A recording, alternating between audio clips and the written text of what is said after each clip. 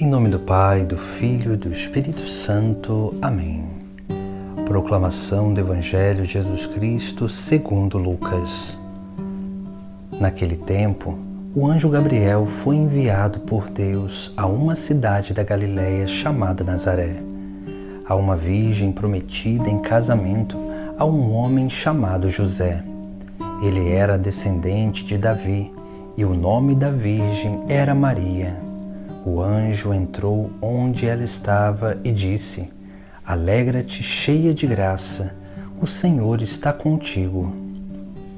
Maria ficou perturbada com estas palavras e começou a pensar qual seria o significado da saudação. O anjo então disse-lhe: Não tenhas medo, Maria, porque encontrastes graça diante de Deus. Eis que conceberás e darás à luz um filho, a quem porás o nome de Jesus. Ele será grande, será chamado Filho do Altíssimo, e o Senhor Deus lhe dará o trono de seu pai Davi. Ele reinará para sempre sobre os descendentes de Jacó, e o seu reino não terá fim. Maria perguntou ao anjo: Como acontecerá isso, se eu não conheço homem algum? O anjo respondeu: O Espírito virá sobre ti, e o poder do Altíssimo te cobrirá com sua sombra. Por isso o menino que vai nascer será chamado Santo, Filho de Deus. Também Isabel, tua parenta, concebeu um filho na velhice. Este já é o 6º mês daquela que era considerada estéril. Porque para Deus nada é impossível. Maria então disse: Eis aqui a serva do Senhor, faça-se em mim segundo a tua palavra. E o anjo retirou-se. Palavra da salvação. Hoje celebramos a anunciação do anjo à Virgem Maria. Hoje inicia o processo de salvação da humanidade, onde o anjo vem ao encontro da Virgem Maria para esperar dela o sim de salvação, ou seja, aquele sim, aquele faça-se que seria a porta de entrada do Filho de Deus ao mundo, através da Virgem Maria. Por isso que hoje nós celebramos essa solenidade que nos chama a refletir sobre a figura desta mulher, Maria, que teve uma atitude totalmente diferente de Eva, uma outra mulher, lá do princípio. Se nós pegarmos o texto do Evangelho de hoje, que nós contemplamos, nós vamos ver que esse texto ele tem uma consonância com o texto do capítulo 3 do livro do Gênesis, onde lá Eva conversa também com um anjo, mas esse anjo é a serpente, o anjo rebelde.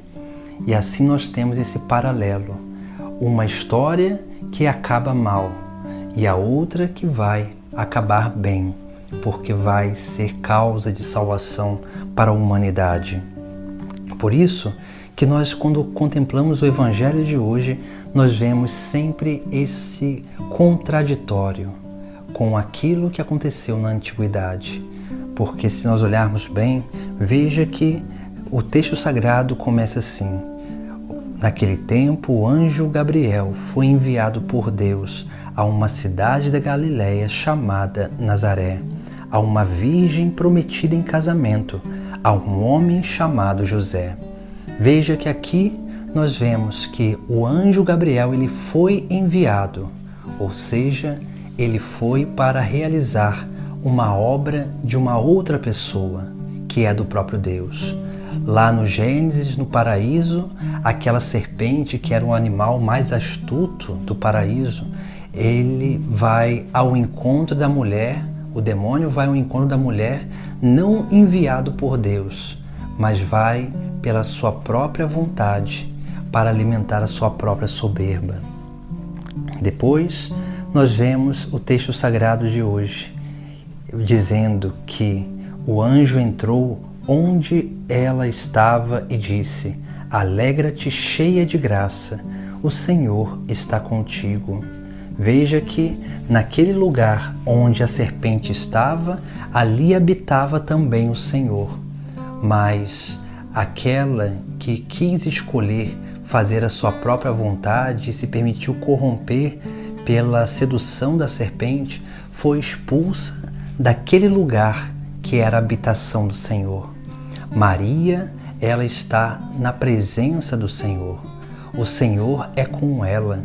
Por isso que o anjo ele faz esse elogio, e ainda dizendo que Maria é a cheia de graça, ou seja, em Maria ali está aquilo que é o paraíso terrestre, o lugar aonde Deus habita e onde Deus habitará e se tornará homem para a nossa salvação.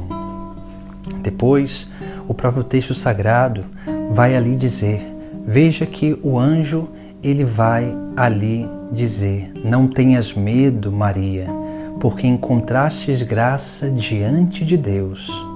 Eis que conceberás e darás à luz um filho, a quem porás o nome de Jesus. Ele será grande e será chamado Filho do Altíssimo, e o Senhor Deus lhe dará o trono do seu pai Davi. Veja que aqui o anjo, ele profetiza aquilo que se realizaria na vida do filho de Maria, de Jesus.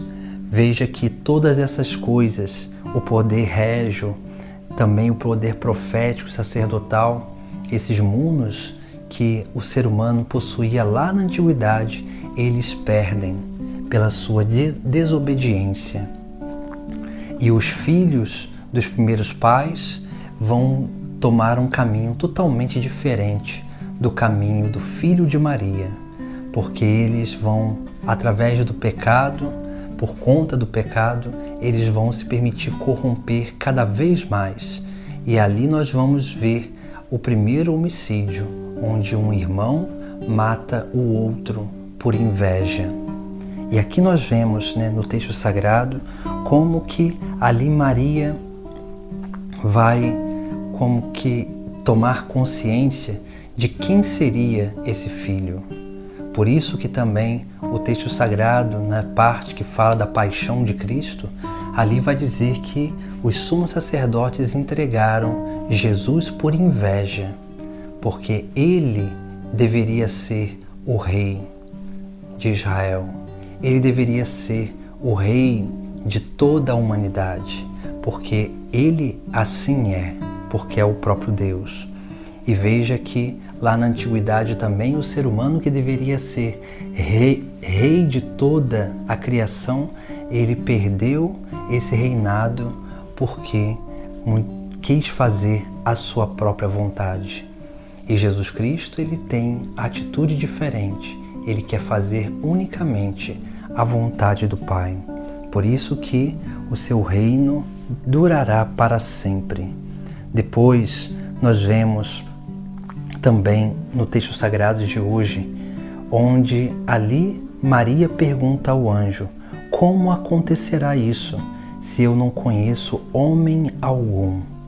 Veja que Maria, ela não sabendo como que aquela obra iria acontecer na vida dela, ela faz essa pergunta. A pergunta de Maria não é uma dúvida de fé, mas é uma dúvida racional. Ela quer saber como se realizaria, para que ela pudesse contribuir com a sua liberdade, para que ela pudesse fazer aquilo que era necessário para que aquela obra se realizasse na vida dela, que é a atitude totalmente diferente de Eva. Eva deveria agir por obediência, para seguir o mandato de Deus, para que não comesse o fruto proibido do conhecimento do bem e do mal. Mas ela quis experimentar, porque viu que era bom para os olhos.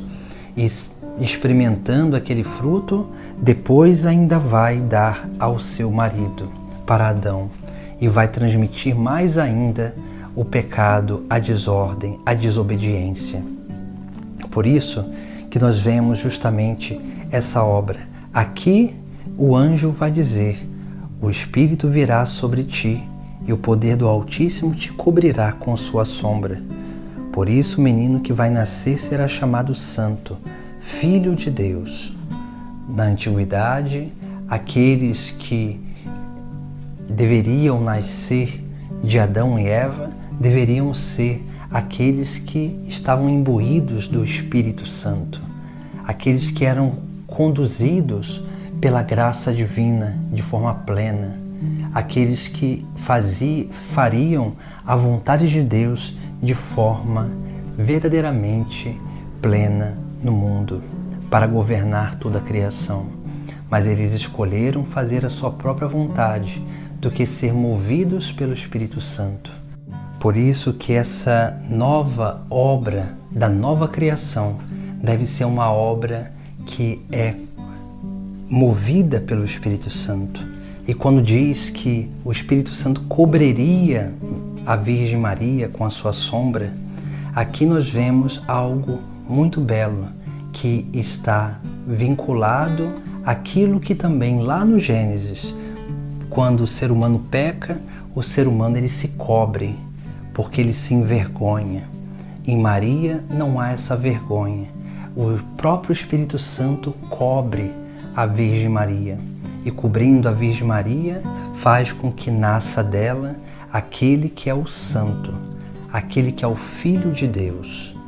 Por isso que, veja que a obra da graça não é uma obra que nos leva à vergonha, mas é uma obra que nos faz reconhecer a beleza da criação de Deus em nós.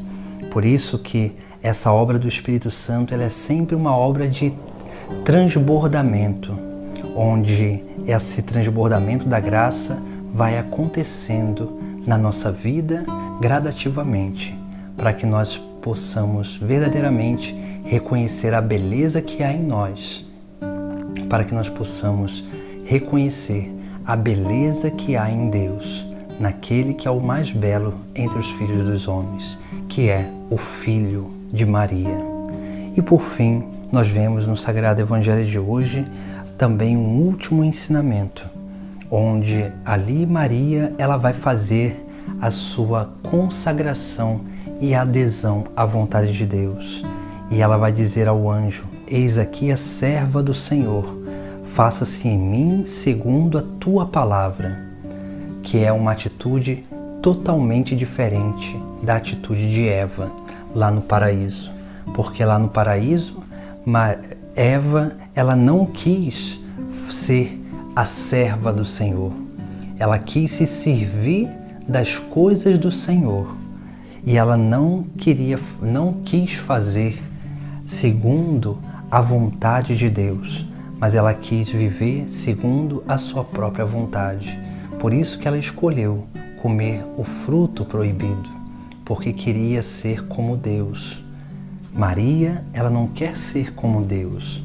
Maria, ela quer unicamente ser a serva do Senhor, ou seja, colocar a sua vida toda e inteira em dedicação à obra de Deus, para que se realize nela segundo a palavra, aquelas profecias da antiguidade, mas principalmente essa palavra que é o eco daquilo que é a obra de Deus no mundo, para que assim essa obra de salvação, que hoje nós celebramos o início dela para a nossa vida, através do sim de Maria, ela pudesse verdadeiramente ser realizada.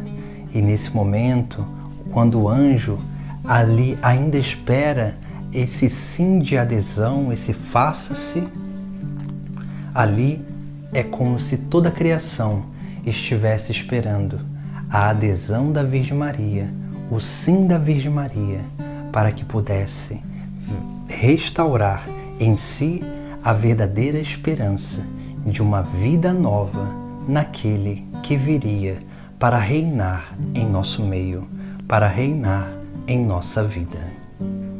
Em nome do Pai, do Filho e do Espírito Santo. Amém.